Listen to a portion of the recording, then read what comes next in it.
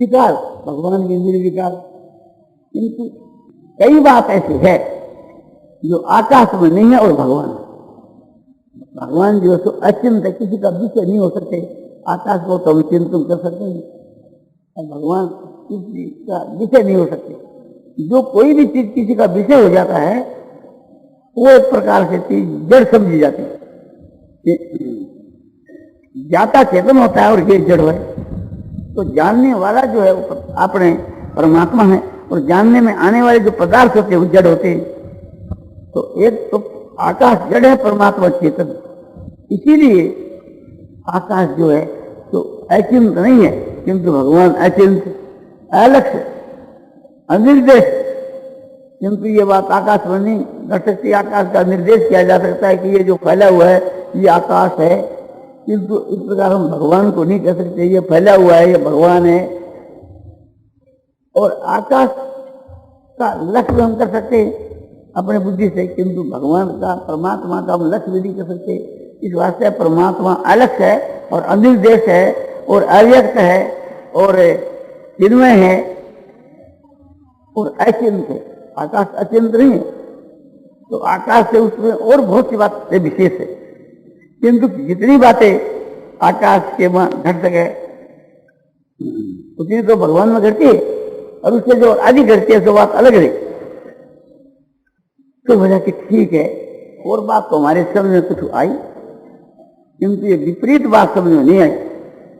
जब भगवान कहते हैं कि सारे संसार के मां मैं हूं, सारे ब्रह्मांड के मां मैं हूं, सारे भूतों के मां मैं हूं और सारे भूत मेरे में है, समझ में आ गया।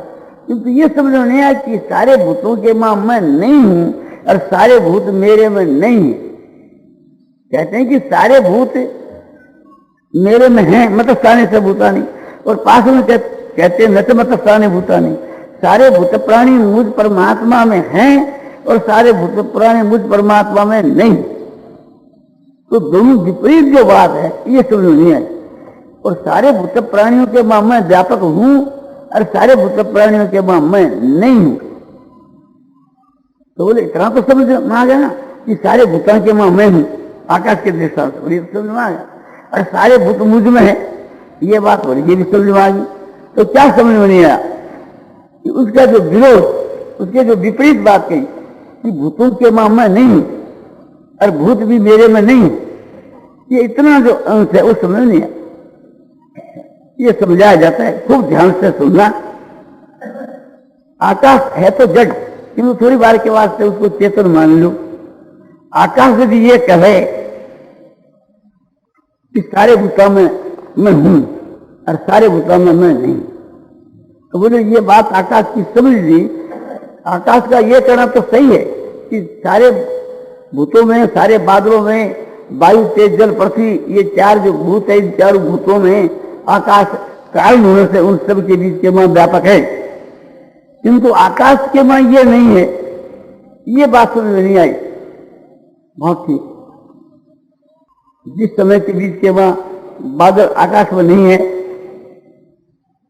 बादल जो है ना, बादल उत्पत्ति के पूर्व नहीं था, केवल आकाश ही था।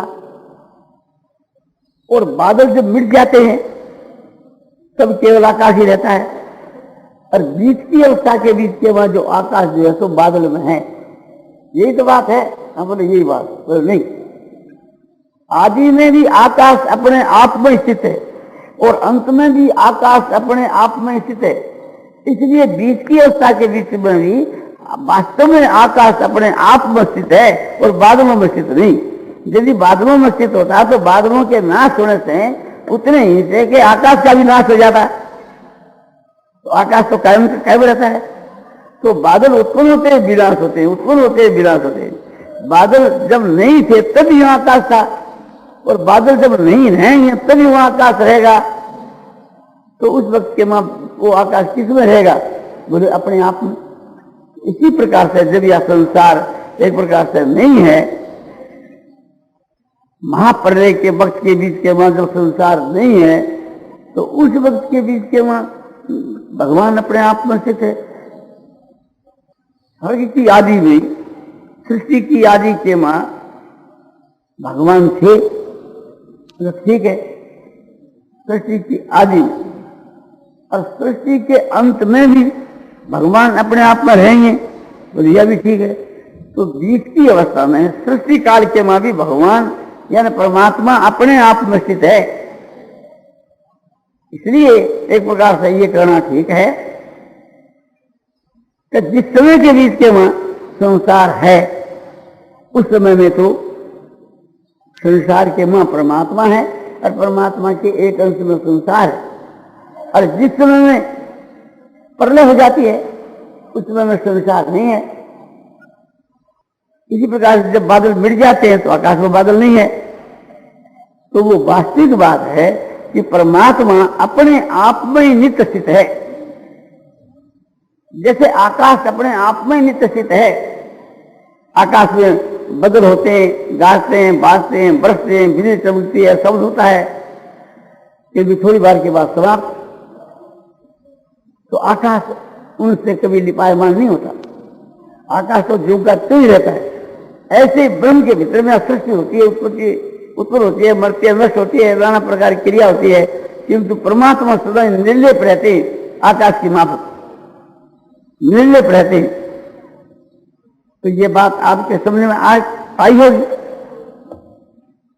कि जिस समय के बीच के वहां सृष्टि है, उस समय के बीच के वहां सृष्टि के वहां परमात्मा व्यापक है, और जिस समय में सृष्टि नहीं है उस समय में परमात्मा अपने आप में स्थित है।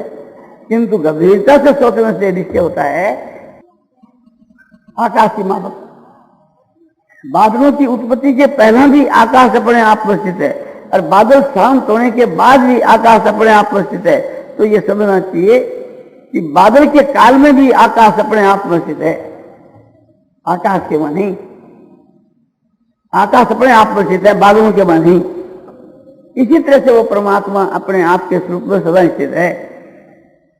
संसार उत्पत्ति के पहले भी परमात्मा थे, संसार मिटने के बाद भी परमात्मा रहते हैं, इसमें अपने आप में। तो सृष्टि काल के वहां भी परमात्मा अपने आप में है, इस सृष्टि के वहां नहीं। यदि सृष्टि में होते तो सृष्टि के नाश से परमात्मा के उतने हिस्से का नाश हो जाता, जैसे बादलों के नाश से उतने हिस्से का आकाश भी नाश हो जाता, किंतु आकाश तो कायम रहता है। बोले ये बात भी समझ में आ गई, किंतु ये बात समझ में नहीं आई या संसार परमात्मा में नहीं है, न तो बता सानी भूतानी, या संसार परमात्मा में नहीं है। तो ये बात तो ठीक है। इसमें यदि संसार परमात्मा में होती, यह बात सच्ची होती, तो यह संसार आपके रूप में सदा कायम रहती। सदा कायम तो रहती नहीं। तो ना तो विदते भाव, ना भाव विदते सतो। जो सतवस्तु होती है उसका कभी अभाव नहीं होता, और मिथ्या जो वस्तु वो कायम नहीं रहती। तो यह संसार इस रूप में कायम नहीं रहती, इसलिए यह संसार परमात्मा में नहीं है। आकाश के मां बादल सदा कायम नहीं रहते, तो एक प्रकार से कभी है कभी नहीं है। तो जिस समय के बीच के मां समझो कि यह संसार परमात्मा के मां विलीन हो जाती है, या जिस समय में मनुष्य को ब्रह्म का ज्ञान हो जाता है, तो फिर उनकी दृष्टि में सृष्टि नहीं रहती, और उनकी जो दृष्टि है वो असली दृष्टि है। मूर्खों की, अज्ञानियों की दृष्टि का कोई मूल्य नहीं है। ज्ञान की दृष्टि के वहां जो अद्वैतवाद की दृष्टि में संसार का आतंक भाव सदा ही है, नया संसार हुई न है न रहेगी। अध्यात्मवाद के दृष्टांत से यह संसार कभी जन्मी नहीं परमात्मा के बीच, और वर्तमान में भी नहीं है और भविष्य में भी नहीं रहेगी। तो वो प्रतीत हो रही है ना, बोले प्रतीत तो ऐसी चीज हो जाया करती है। आकाश के बाद नेत्रों के दो से त्रिविध प्रतीत होते हैं, तो क्या वो त्रिविध हैं? है ही नहीं। वहां तो आकाश है, शुद्ध आकाश है। किंतु तो वो जो परमात्मा का स्वरूप है वो कैसा है कि वो आप कहते हो कि अलग है, अनिर्देश है, अव्यक्त है, अचिंत है। तो फिर हम उसका ध्यान कैसे करेंगे? कि ध्यान जो किया जाएगा तब उनके साथ के बीच के वहां दिव्य जो गुण है उसको शामिल करके ही किया जाता है। बुद्धि की जो वृत्ति है वो ये ज्ञान, और ज्ञान के आश्रित जो गुण है एक प्रकार से इन करके जो संपन्न भगवान का स्वरूप उसको सगुण कहते हैं। और उस सगुण के दो भेद होते हैं, एक साकार एक निराकार। और जब निराकार का चलता है तो इस बात से गुण भी ऐसे निराकारी होते हैं। तो गुणों करके संपन्न जो भगवान का स्वरूप है उस स्वरूप का ध्यान होता है तो निराकार, किंतु दिव्य गुणों करके पूर्ण है तो उसका ध्यान होता है। तो दिव्य गुण क्या, ये भगवान के जो स्वरूप बतलाए गए हैं तो सचित आनंद ये उनका स्वरूप है। किंतु जिस समय के बीच के हम इस बुद्धि से समझते हैं तो एक प्रकार से थी वो निराकार होते हुए निर्गुण होते हुए उनको किसी आकृति के हम देखते हैं तो आकृति जो है वो माइक होती है। इस वास्ते वो रूप जो परमात्मा का माया विशिष्ट है, माया से मिला हुआ परमात्मा के स्वरूप का ही ध्यान होता है और नहीं तो ध्यान हो नहीं सकता। तो कैसा परमात्मा का स्वरूप है, ऐसा समझो कि परमात्मा है। अरे वह कैसा कि चेतन है। भगवान ने निराकार का स्वरूप बताया गीता की 12वें अध्याय के 3रे श्लोक में, अव्यक्तो अक्षरित समाहु परमानंद, ये बताया। और वहां ये तो अक्षर निर्देश न व्यक्तम परिपासते सर्वत्र गम चिंतम च कूटस्थ मतलब ध्रुम, ये जो है ये 12वें अध्याय का 3रा श्लोक है। और अव्यक्तो अक्षरित समाहु परमानंद, वो परमात्मा का जो स्वरूप है वो 8वें अध्याय का 21वां श्लोक है। वहां बताया कि परमात्मा का कैसा स्वरूप है कि वो अव्यक्त निराकार है, अक्षर उसका क्षय नहीं होता है और उसी को परम गति से कहा गया है। यहाँ 12वें अध्याय में क्या कहा गया, ये तो अक्षर निर्देश है न जक्तम परिउपासते सर्वत्र चिंतम च कूटस्थ मतलम ध्रुम। बताते हैं कि उस आनंद में परमात्मा के विषय में कहते हैं सारे शब्द अस्तित्व की बात है। वो अक्षर है, माने उसका क्षय नहीं होता, वो घटता नहीं। और अनिर्देश है कि उसका अंगुली से निर्देश नहीं कहा जाता। ये परमात्मा, आकाश का भी निर्देश किया जा सकता है किंतु अंगुली से परमात्मा का जो कि निर्देश नहीं किया जा सकता। इस वास्ते वो अनिर्देश है। और अव्यक्त माने निराकार, उसका कोई आकार नहीं। और एक तो अक्षर में निर्देश न व्यक्तम परिपास, और सर्वत्र गम और सर्वव्यापी है, सबके बीच के वहां वो तो परमात्मा है। अचिंत माने मन से उसका ध्यान नहीं होता। क्यों नहीं होता कि मन का विषय नहीं है, वो अचिंत है। चित्त जो उसको चिंतन नहीं कर सकता, इसी अचित वो कहे कि अचिंत है। और सर्वगम सब जगह में व्यापक है, आकाश की कोई ऐसा स्थान नहीं कि जहां परमात्मा न हो। अव्यक्तोक्त समाहु परमानंद, यहां भी कहते ये तो अक्षर निर्देश न दत्तम परिपासते और सर्वत्र चिंतन से कूटस्थ मतलम ध्रुम। और कूट की माप है अचल है, मतलब चलन क्रिया भी नहीं, हरण क्रिया भी नहीं, और भाव रूप है जो सत्य है वो परमात्मा पात्र के बीच के वहां है। तो ये सत्ता के बात एक सब है। इसी प्रकार से थी जो जानने में भगवान का स्वरूप आ सके, जिसको माया विशिष्ट कहते हैं, बुद्धि विशिष्ट कहते हैं, उसी की व्याख्या गीता की 13वें अध्याय के 12 के श्लोक से लेकर के 17 के श्लोक तक की गई। वहां भगवान 13वें अध्याय में कहते हैं कि ज्ञेयं यत् तत्प्रवक्ष्यामि यज्ञात्वा अमृत वस्तुते अनादिमत परम ब्रह्म न सब तन्मा सब उच्यते। वो तत्व है, वो ब्रह्म कहते हैं कि एक प्रकार से थी कि अर्जुन मैं ये जो जानने में आने वाला जो ब्रह्म का स्वरूप है, जो जाना जा सके है, ऐसा जो ब्रह्म का स्वरूप है, जिसकी मैं तेरे प्रति व्याख्या करूंगा, मैं तेरे को कहूंगा, और तू जिसको समझ करके, तू जब उसको समझ जाएगा तो अमृत को प्राप्त हो जाएगा, यानी उस ब्रह्म को प्राप्त हो जाएगा, परमात्मा को प्राप्त हो जाएगा। तो साधन काल में जो साधक है वो ब्रह्म का स्वरूप निराकार होते हुए भी, निर्गुण होते हुए भी उस निराकार रूप के वहां उसकी उपासना करेगा, और उसके फल स्वरूप के बीच के वहां वो असली जो परमात्मा का स्वरूप है उसको प्राप्त हो जाएगा। येयं यत तत् प्रवक्ष्यामि, जो गे है उसको मैं तेरे लिए कहूंगा। यद ज्ञात्वा अमृत सुनते, जिसको जान करके तू अमृत को प्राप्त हो जाएगा, मुक्त हो जाएगा, परमात्मा को प्राप्त हो जाएगा। वो परमात्मा कैसा है कि वो अनादि है और परम ब्रह्म है, और उसको सत्य करके भी नहीं कहा जा सकता, असत करके भी नहीं कहा जा सकता।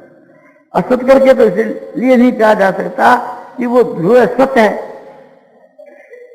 सर्वत्र गम चिंतन के कूटस्थ बतरम ध्रुव, ऐसा अचल कूटस्थ ध्रुव बदला है, नित्य और सत्य बदला है तो सही वो। तो वो कैसा है? वो चेतन है। ज्योति सामग्री प्रज्योति तम से परमुच्यते ज्ञानम ज्ञेयं ज्ञान गमन हृदय सर्वस्व दृष्टि, हृदय सर्वस्व दृष्टि। ये गीता की 13वीं अध्याय का 17 श्लोक है। भगवान कहते हैं कि ज्योति सामग्री प्रज्योति, संसार में जितनी ज्योतियां हैं वो ज्योतियों का भी ज्योति है, सबका प्रकाशक है। सारी ज्योतियां परमात्मा से ही है, जितनी जड़ ज्योतियां हैं उसका भी वो प्रकाशक है। ये ज्योतियों के भीतर के बीच के वहां जो चमत्कारी दृष्टि है ये परमात्मा से ही है, क्योंकि यदादित गतम तेजो जगत भास है, जगत भास है, यदादित गतम तेजो जगत भास तैखिलम यज्ञो तत्तेजो विधिमामकम। सारे विश्व को, सारे भूमंडल को जो प्रकाश देने वाला सूर्य का जो तेज है, और चंद्रमा के बीच के वहां जो तेज है, अग्नि के भीतर में जो तेज है, जो ज्योति है, वो तो मेरे से समझ, वो मेरा तेज है इन सब के बीच के वहां। तो ये जड़ ज्योतियां हैं, सूर्य, चंद्रमा, तारामंडल, तारे, नक्षत्र, बिजली, अग्नि, ये जितनी जो ज्योतियां हैं ये सब भगवान से। इस वास्ते वो ज्योतियों का ज्योति, इन जड़ ज्योतियों से और परे की ज्योति, जितनी पदार्थों को ज्ञान हुआ वे ज्योतियां हैं। नेत्रों से रूप का ज्ञान होता है, कानों से शब्द का ज्ञान होता है, और स्पर्श का ज्ञान होता है त्वचा से, और जीवा से स्वाद का ज्ञान होता है, और नासिका से गंध का ज्ञान होता है। तो ये सब ज्योतियां हैं, इससे इन सब का ज्ञान होता है। थोड़ा उदाहरण देकर मैं आपको बताता हूं। कोई भाई मुझसे मिलने के लिए आया, उसने मुझको देख लिया, मैंने उसको देख लिया, तो वहां नेत्र से ज्योति है, आंख ज्योति है वहां। यदि समझो कि हम दोनों आंधे होते तो एक दूसरे को नहीं देख सकते, एक दूसरे का देख करके ज्ञान वो नहीं होता। तो जहां समझो कि नेत्र ज्योति नहीं है, वहां कौन ज्योति है? क्या उस जगह के बीच के वहां शब्द ज्योति है। शब्द, शब्द कैसे? मैं पुकारता हूं एक दूसरे भाई को कि सदानंद जी महाराज बैठे हैं, बोले हाँ। तो दोनों ही आदमी अंधे होते हुए भी और शब्द के बल के ऊपर एक दूसरे का ज्ञान हो जाता है, और उससे जाकर के मिल लेते, पास पास में बैठ करके बातचीत कर लेते, दोनों ही अंधे आदमी। तो वहां ज्ञान किससे हुआ? वहां शब्द से।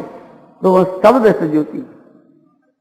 और ऐसा मौका लग जाए कि दोनों ही तो अंधे हो गए और दोनों ही गूंगे हो गए और दोनों ही बोले हो गए, तो वहां एक दूसरे को कैसे पहचाने?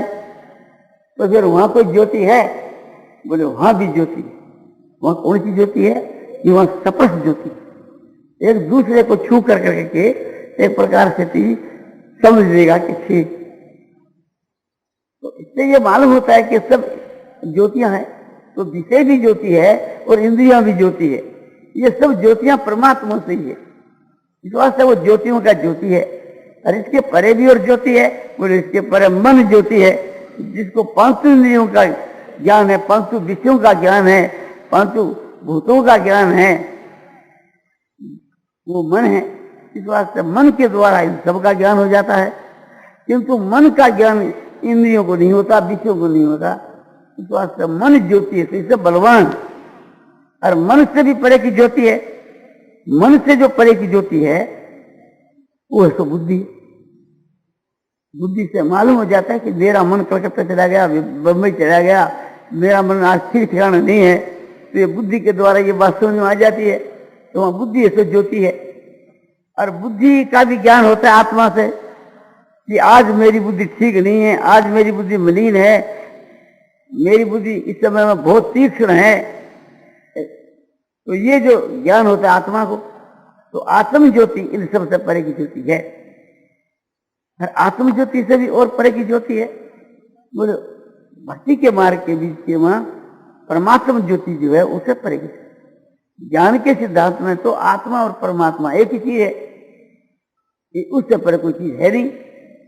और भक्ति के मार्ग में भेद किया जाता है, तो इस जीव से भी, इस आत्म ज्योति से भी परमात्मा ज्योति है तो मान। तो इस वास्ते भगवान जो यहाँ ये जानने में आने वाला जो भगवान का स्वरूप है वो ज्योतियों का ज्योति है, यदि सारी ज्योतियों का प्रकाशक है। दुनिया में जितनी जो ज्योतियां हैं वो परमात्मा से ही है, परमात्मा से उसमें ज्योतिपन आया है और परमात्मा से उसमें सब में सताई या यूं को कि सता और सपूर्ति जो है वो परमात्मा से ही है। तो उनके बीच के वहां जो कुछ सता सपूर्ति ज्योत मात्रा है वो परमात्मा से है, यानी परमात्मा ही उस जगह के वहां स्थित है। तो ज्योति सामर्थ्य ज्योति तम से परमुच्यते, तम जो अज्ञान है और तम जो अंधकार है उससे परमात्मा एकदम विलक्षण है, अंधकार से रहित है परमात्मा। सूर्य के पास भी जैसे अंधकार नहीं जा सकता, तो परमात्मा की तो बात ही क्या है, और अज्ञान से भी रहित है। तो तम से परमुच्यते ज्ञानम, वो ज्ञान माने चेतन स्वरूप है। जानने में आवे वो जड़ और जानने वाला चेतन, तो परमात्मा जड़ नहीं है, चेतन है। जितने जानने में आने वाले पदार्थ है, पांचों भूतों से लेकर के बुद्धि तक जितने जड़ पदार्थ है, और इन सब का कारण जो अव्याकृत माया वो भी है तो जड़ है। तो एक प्रकार से परमात्मा जड़ नहीं है, परमात्मा चेतन है। और परमात्मा जानने के योग है, इस वास्ते उसका नाम ये है। ये के ऊपर प्रकरण आरंभ हुआ, गे में समाप्त होता है। उपकर्म भी गे में और उपसंहार भी गे में। ये जो गीता की 13 अध्याय का 12 का श्लोक का पूर्वार्ध है, वहां का गेयं य तत्पर रक्षामि जिस ज्ञात्वा अमृत मुझे, मैं तेरे को गे कहूंगा कि जिसको जान करके तू अमृत को प्राप्त हो जाएगा। और यहाँ गे का प्रकरण समाप्त किया जाता है। ज्ञानं ज्ञेयं ज्ञान गम्यं रिद्धि सर्वस्य विषयम्। तो ये 17 के श्लोक के उत्तरार्ध के वहां की समाप्ति की जाती। तो परमात्मा ये माने जानने के योग है, माने चेतन स्वरूप है और जानने के योग है। ज्ञानम ज्ञेयम, तो कैसे जाना जाए? ज्ञान गम्यम, बुद्धि की वृत्ति रूप जो ज्ञान है उसके द्वारा गम्य है। क्योंकि भगवान भी गीता में कहते हैं बुद्धि ग्राजम अतीन्द्रियम, इंद्रिया की पहुंच नहीं है, किंतु बुद्धि करके वो निर्गुण निराकार परमात्मा का आनंदमय स्वरूप जानने में आता है। और सूक्ष्म दृष्टि भी कठिन में ये कहा कि सूक्ष्म दृष्टि सूक्ष्म बुद्धि से उस परमात्मा का अनुभव करते हैं, इसीलिए उसकी ये संज्ञा है। तो जानने के योग है, बुद्धि के द्वारा शुद्ध हुई और पवित्र हुई, अचल हुई बुद्धि, सूक्ष्म हुई, तीक्ष्ण हुई बुद्धि के द्वारा वो परमात्मा के स्वरूप का अनुभव होता है। और वो है कहां पर? कि सबके हृदय के वहां आत्मा रूप से विराजमान है। हृदय सर्वस्वेशितम, तो सबके हृदय के वहां जो आत्मा रूप से जो विराजमान है परमात्मा का स्वरूप, सबके हृदय के बीच के वहां वो परमात्मा स्वरूप आत्म रूप से विराजमान है। तो ये बतलाया। तो सबके हृदय में जो लक्ष्य कराया गया आत्मा बोल करके, वो कौन है? कि शरीर के वहां जो दृष्टा साक्षी पुरुष, जो ज्ञाता पुरुष, जो इस प्रकार से जानता है कि ये शरीर है, ये इंद्रियां हैं और ये मन है, ये बुद्धि है, सबका जानने वाला जिसको ज्ञाता कहते हैं। और जिस ज्ञाता को दूसरा कोई भी नहीं जान सकता, वो ज्ञाता स्वयं आप ही अपने आप को जानता है। तो इस प्रकार से थी वो सबके हृदय के बीच के वहां ज्ञाता के रूप में विद्यमान है, सबके बीच के वहां वो चमकता है। तो इस प्रकार से उस परमात्मा के चिन्मय स्वरूप को समझाया। तो ये समझना चाहिए कि परमात्मा का कैसा स्वरूप है? सत्य चित आनंद परमात्मा है, ध्येय सत्य है, उसका कभी अभाव नहीं है, भाव रूप है, सद्भावे साधु भावी। सब जो शब्द है ये भाव का वाचक है, इसका प्रयोग भाव के विषय में किया जाता है और श्रेष्ठता में भी किया जाता है, साधु भाव श्रेष्ठ भाव में भी किया जाता है। तो ये सत्य शब्द जो है तो परमात्मा का वाचक है। तो परमात्मा है, बस इतना जो दृढ़ निश्चय हो जावे तो उससे भी परमात्मा छिपकर नहीं रहते, उसके लिए प्रकट हो जाते हैं।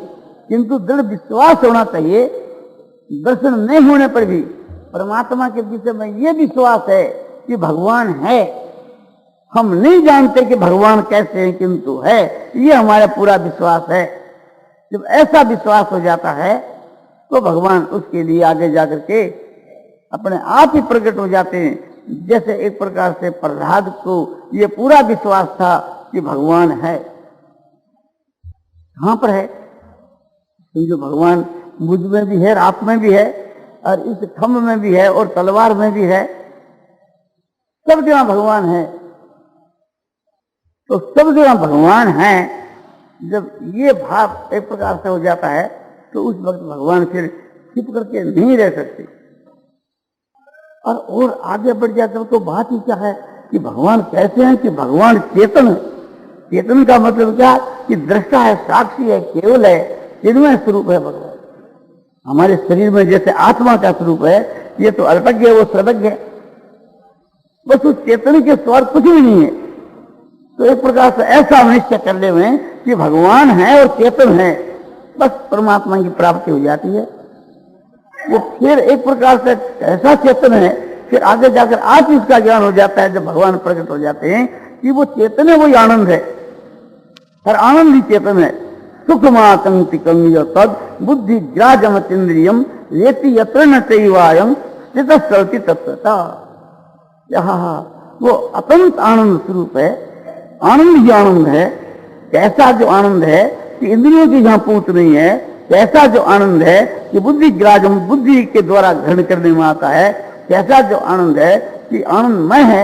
जिस समय में उस आनंद में परमात्मा को व्यक्ति माने बुद्धि के द्वारा अनुभव कर लेता है, फिर वहां से चलायमान नहीं होता और वहां परमात्मा का ज्ञान उत्पन्न होता है। उससे ज्ञान का नाश होकर के ज्ञान भी शांत हो जाता है और केवल वो आनंद में परमात्मा ही रह जाता है। निराकार का ध्यान आपको बताया। नारायण नारायण नारायण। सत्संग विषय का वार्तालाप और भगवान के निराकार स्वरूप का वर्णन, उस विषय का व्याख्यान इस श्री जयदेव गोयनका द्वारा आज मिति ज्येष्ठ शुक्ला चतुर्थी तदनुसार तारीख 25/5/55 को गीता वन में दोपहर को 11 बजे करीब दिया गया।